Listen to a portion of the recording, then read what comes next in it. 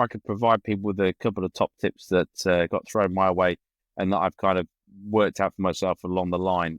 For my surgery, I took pen and paper and I wrote down all of my usernames and all of my passwords for every website and every login that I had for every. Don't put it on a phone, because if you then forget your PIN, you can't get necessarily into your phone. And that write everything down on a piece of paper, that you're not going to lose. Because trust me, it's really, really helpful, and it really, really helped me to have all of that stuff written down and easily accessible. I didn't have to turn the device on and get incredibly frustrated because the device wasn't turning on quick enough for me, because you will get frustrated about things. It's just inevitable that you will. Also, if you are going to be getting ready to go through this procedure or these procedures, try and look after your own health as best you can. Do as many things to help yourself as you possibly can. There's not a lot that you can do to, if you are, suffering from diabetes, you can lose weight and things like that, and that will have a positive knock-on effect. There's not a great deal that you can do like that will help your brain,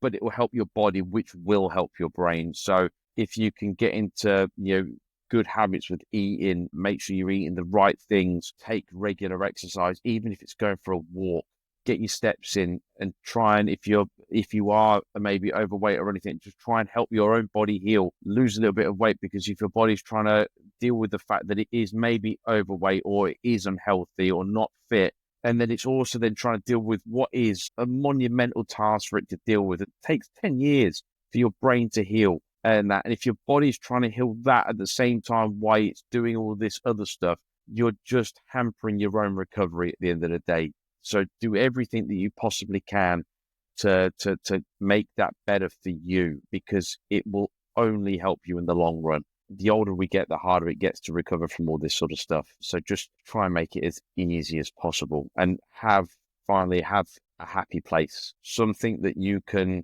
keep in reserve, that when everything else feels like it's coming in around you, that you can turn to. For me, after my surgery, to occupy my mind, it was drawing. Now it's a Motown playlist, and I'll just chuck it on with a nice set of headphones, close my eyes, and I'll just listen to a bit of Motown, because that helps me get me through it.